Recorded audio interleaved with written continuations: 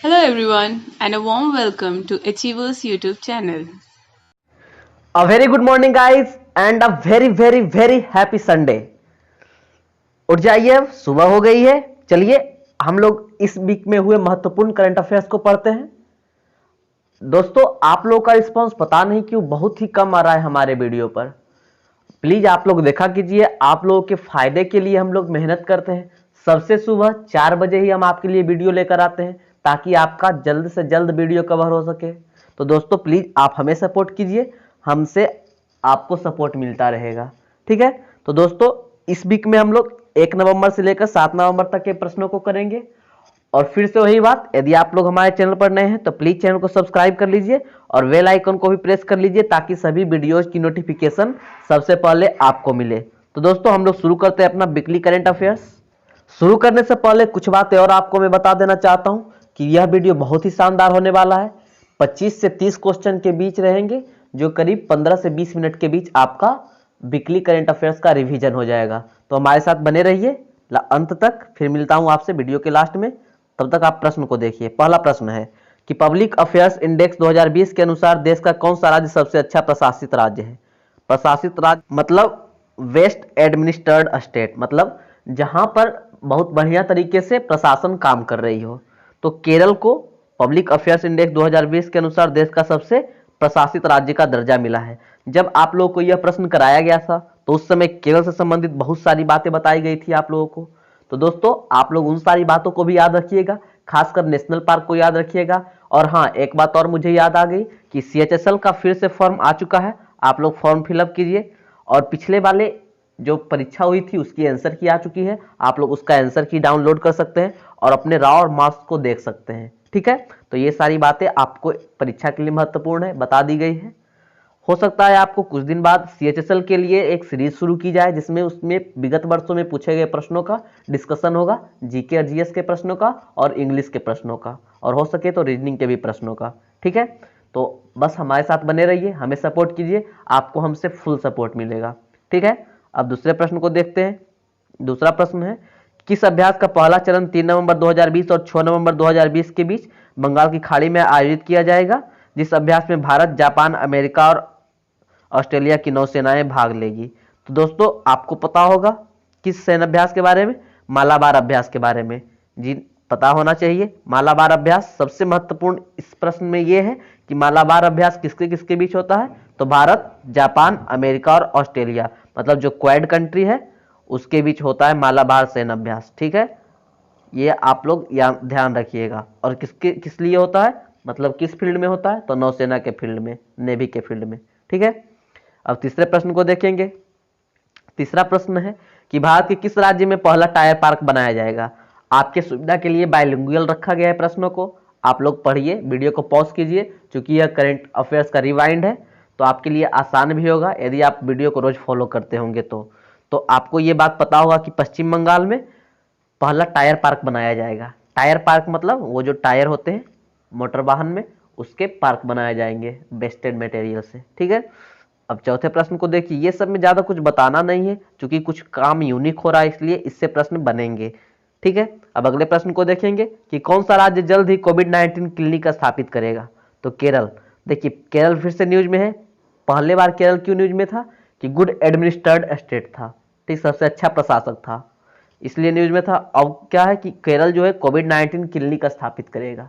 कोविड-19 से बचने के लिए, कोविड-19 को प्रति जागरूक करने के लिए, उसकी सुरक्षा के लिए लोगों को कोविड-19 क्लिनिक स्थापित करेगा। कौन? केरल। ठीक है दोस्तों, तो आप लोग, उम्मीद मैं करता हूं कि वीडियो को लाइक कर चुके होंगे। यदि नहीं किए तो प्लीज लाइक कर दीजिए, आपके फायदे के लिए ही है और हमें खुशी होगी। अगले प्रश्न को देखेंगे। Prime minister Narendra Modi has launched sea plane service in which state. देखिए मोदी जी कहाँ के हैं, तो गुजरात के हैं। तो उन्होंने गुजरात में ही सी प्लेन सर्विस की शुरुआत की है। सी प्लेन मतलब, सी मतलब समुद्र, प्लेन मतलब हवाई जहाज, मतलब समुद्र में हवाई जहाज चलेगा। ये हो गई सी प्लेन सर्विस। आप लोग इसका वीडियो यूट्यूब पर अवेलेबल है, सर्च करके देख सकते हैं कि किस तरह से मोदी जी फर्स्ट राइड लिए थे इसका।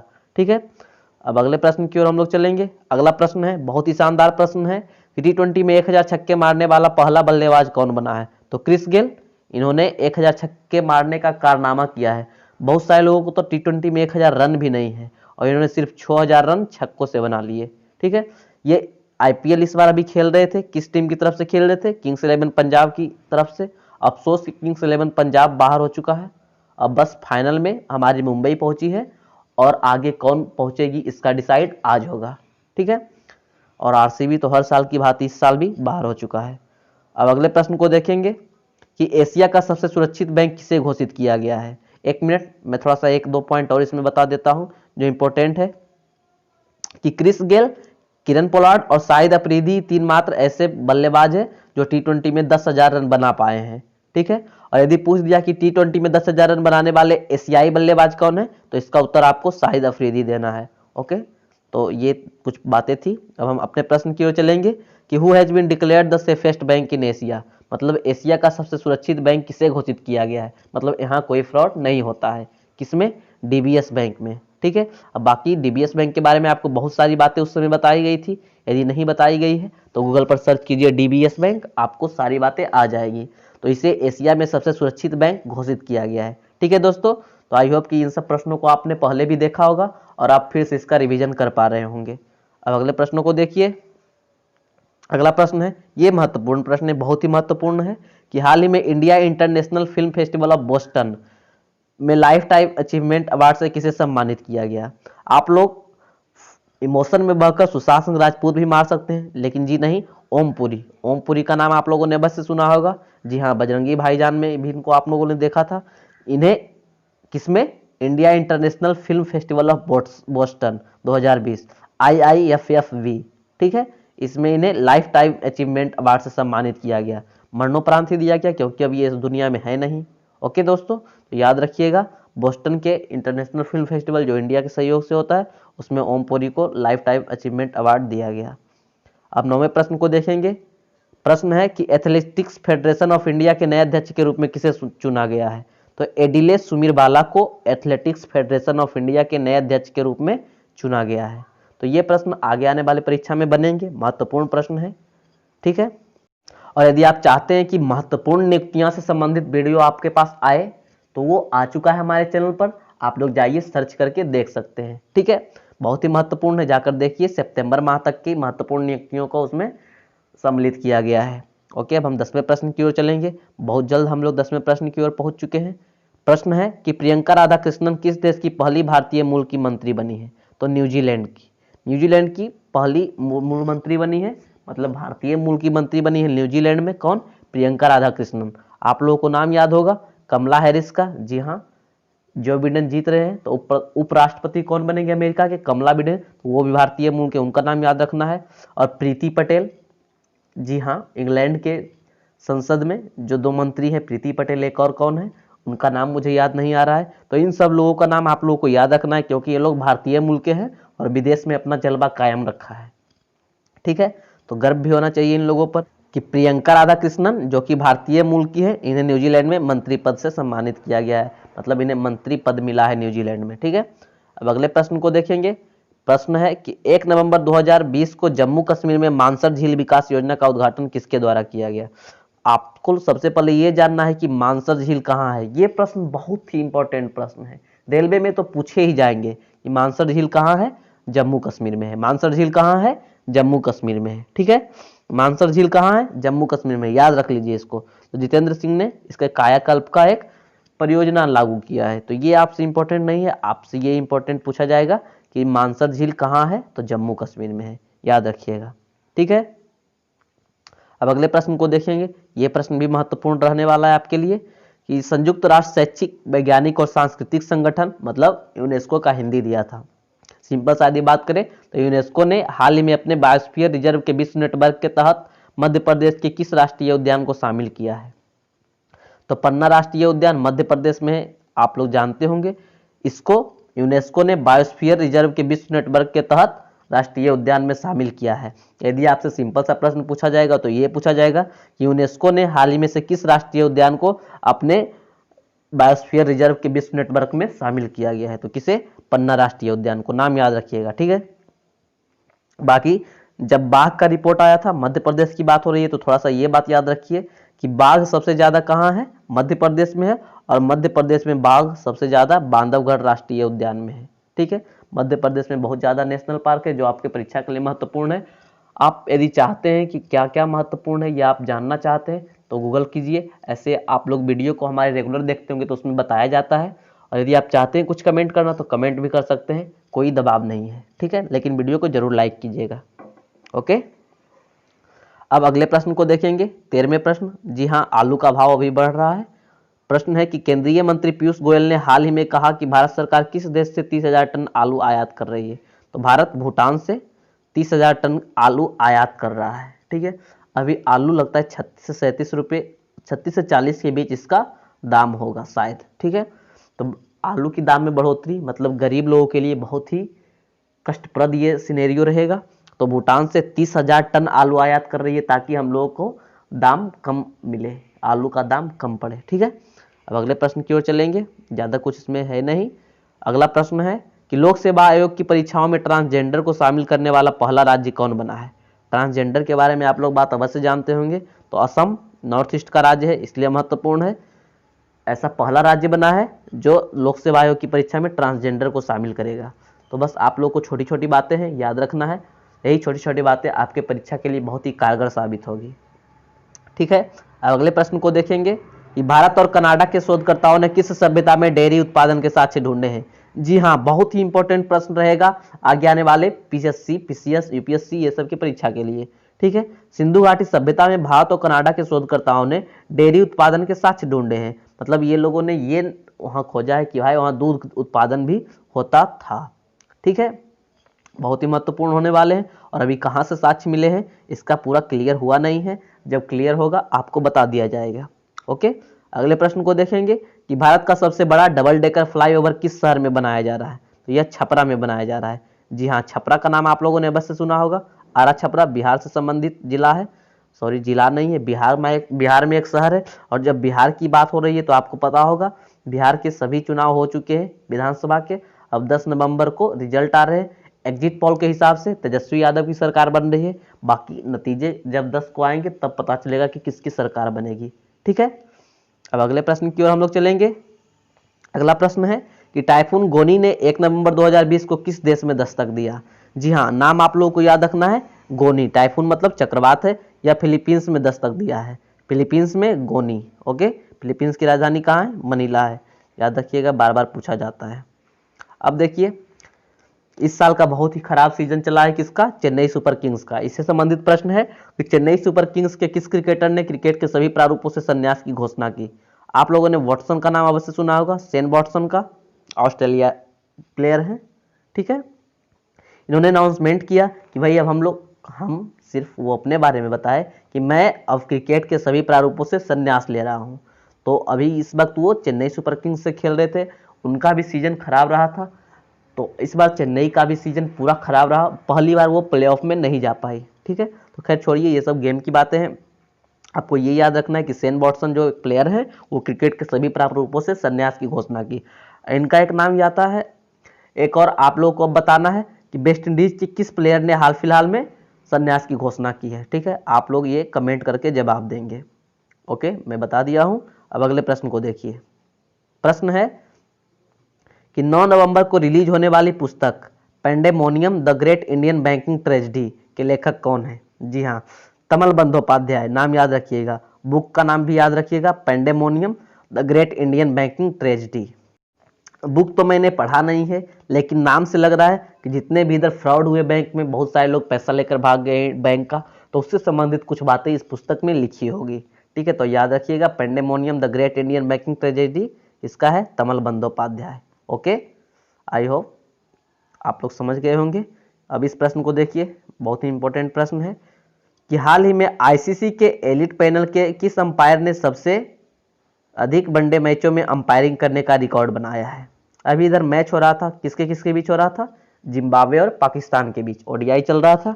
तो उसी में रिकॉर्ड बनाया किसने, अलीम डार ने। क्या करने का, ओडीआई में सबसे ज्यादा अंपायरिंग करने का।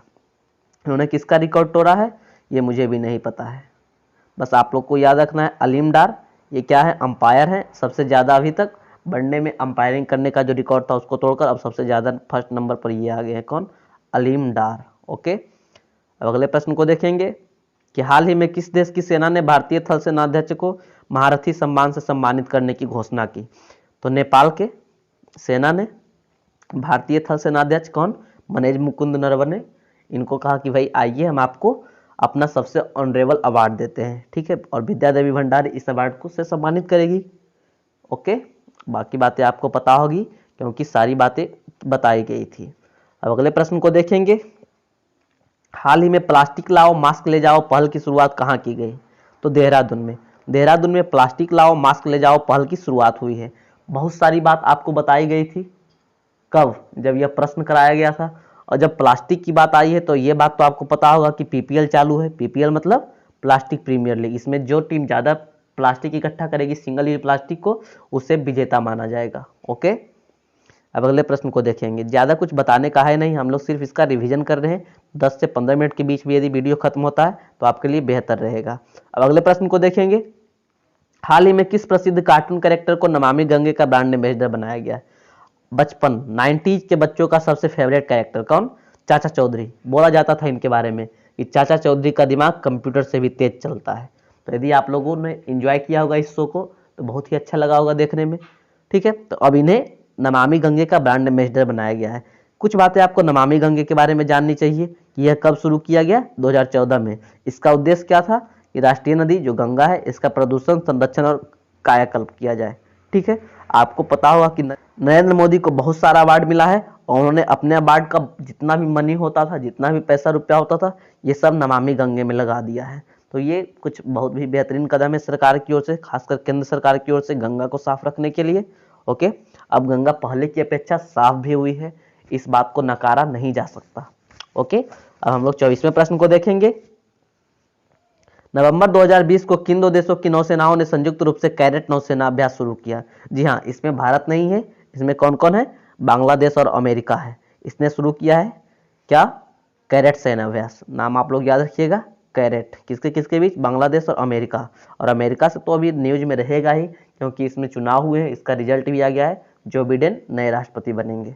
ओके, अब अगले प्रश्न की ओर हम लोग चलेंगे, ज़्यादा कुछ है नहीं। हाँ, एक बात और है था इसमें, कैरेट का फुल फॉर्म दिया गया है cooperation afloat readiness at training, ठीक है। ये आप लोग चाहे तो नोट कर सकते हैं, वैसे इंपॉर्टेंट नहीं है। अब अगले प्रश्न को देखेंगे। अगला प्रश्न है कि राष्ट्रीय कैंसर जागरूकता दिवस कब मनाया जाता है। तो प्रत्येक वर्ष 7 नवंबर को राष्ट्रीय कैंसर जागरूकता दिवस मनाया जाता है, ठीक है। कैंसर से संबंधित बहुत सारे दिवस मनाए जाते हैं, जिसमें इसमें कैंसर दिवस ही मनाया जाता है, फिर कैंसर जागरूकता दिवस मनाया जाता है। ओके, 2014 से राष्ट्रीय कैंसर जागरूकता दिवस मनाने की शुरुआत हुई। आप लोग ये बता सकते हैं कि कैंसर से संबंधित जो अंतर्राष्ट्रीय दिवस है वो कब मनाया जाता है। आप लोग चाहे तो कमेंट में उसका जवाब दे सकते हैं, ठीक है। अब अगले प्रश्न को देखेंगे। अगला प्रश्न है कि निम्नलिखित में से किस संगठन ने 5 नवंबर 2020 को एक को लैंडिंग मॉडल सीएलएम योजना की घोषणा की है। को लैंडिंग मॉडल का शॉर्ट फॉर्म है सीएलएम। सीएलएम स्कीम की घोषणा किसने की है, आरबीआई ने। अब थोड़ा सा आप लोग ये जानिए कि यह क्या है। को लैंडिंग मतलब सह उधार मॉडल, हिंदी देखिए। सह उधार मॉडल के तहत बैंक और गैर बैंकिंग वित्तीय कंपनी प्राथमिकता के आधार पर प्राथमिकता वाले क्षेत्र के उधारकर्ताओं को ऋण प्रदान करते हैं, ठीक है। ये प्रश्न उतना महत्वपूर्ण नहीं था, लेकिन बैंकिंग से संबंधित भी एक प्रश्न होना चाहिए जो इस वीक के लिए इंपॉर्टेंट, बस यही हमें दिखा, इसलिए आपके रिवीजन के लिए लाया गया है। ओके, याद रखिएगा। बाकी आरबीआई के बारे में सारी फैक्ट्स आपको पता होगा। यह प्रश्न देखिए महत्वपूर्ण है कि किस खिलाड़ी को कर्नाटक द्वारा एकलव्य पुरस्कार से सम्मानित किया गया है। कर्नाटक बेहतरीन खिलाड़ियों को एकलव्य पुरस्कार से सम्मानित करती है और इस साल यह केएल राहुल को दिया गया है। केएल राहुल का सीजन बहुत ही बढ़िया रहा इस साल का, आप लोगों को पता होगा। इस बार उन्होंने लगभग 600 से अधिक रन बनाए हैं आईपीएल में और हो सकता है ऑरेंज कैप वही जीत जाए। ओके, तो बाकी केएल राहुल के बारे में कोई और इंट्रोडक्शन देना नहीं है, वो किसी इंट्रोडक्शन के मोहताज नहीं है, ठीक है। अब अगले प्रश्न की हम लोग चलेंगे। 28वां प्रश्न है कि किस राज्य सरकार ने state board for wild life का पुनर्गठन किया है। पहले state board for wild life था, लेकिन बीच में इसका अवगठन कर दिया गया, अब फिर से इसका पुनर्गठन किया गया है। किसने, ओडिशा ने। ओडिशा एक कोस्टल एरिया वाला राज्य है, ठीक है। ये सारी बातें आपको पता होनी चाहिए, मुझे समझ में आया मैं बता दिया, ठीक है। बाकी ओडिशा के बारे में बहुत सारी फैक्ट्स आपको दी गई थी, कब, जब इसका प्रश्न करवाया गया था। हम लोग बस रिवीजन कर रहे हैं, इसलिए उतना ज़्यादा फैक्ट्स मैं बताऊंगा नहीं। ठीक है, हम 29वें प्रश्न को देखेंगे। किसने अमेरिकी चुनाव के इतिहास में सबसे ज़्यादा वोट हासिल करने का रिकॉर्ड अपने नाम कर लिया है? किसने? जो बाइडेन ने। इनको जो बिडेन, जो बाइडेन, जो बोलना है आप लोग बोल सकते हैं।